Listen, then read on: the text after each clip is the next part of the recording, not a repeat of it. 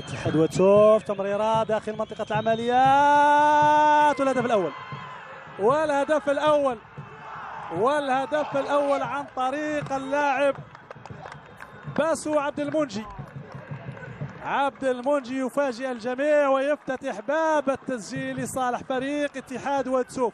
شوف هذه الكرة، تمريرة من هناك على الجهة اليسرى مباشرة باتجاه حيف محمد رمزي لاعب رديف مولودية الجزائر سابقا، يوزع القائمة الثانية. المتابعة جيدة وموفقة. شوف اللقطة مرة ثانية، دائما تمريرة على الجهة اليسرى، توزيع الكرة إلى القائمة الثاني. المتابعة من جانب عبد المنجي باسو.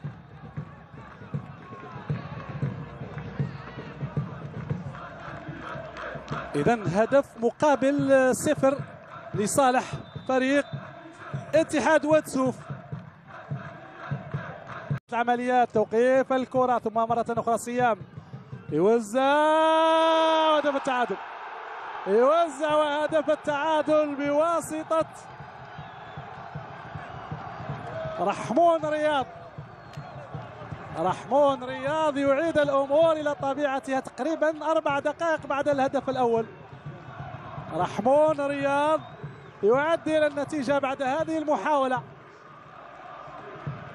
شوف التوزيعة، رحمون رياض رأسية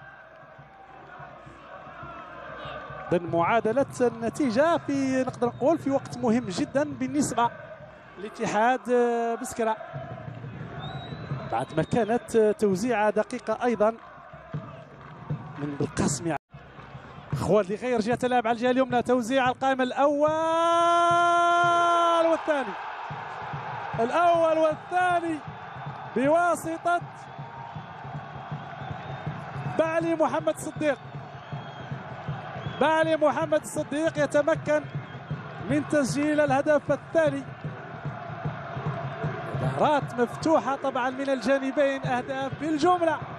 شوف التوزيعة دائما على الجهة اليمنى، القائم الأول فيه خطأ في المراقبة وتوقيف الكرات، ثم التسديد من بعلي يضيف الثاني لفريقه.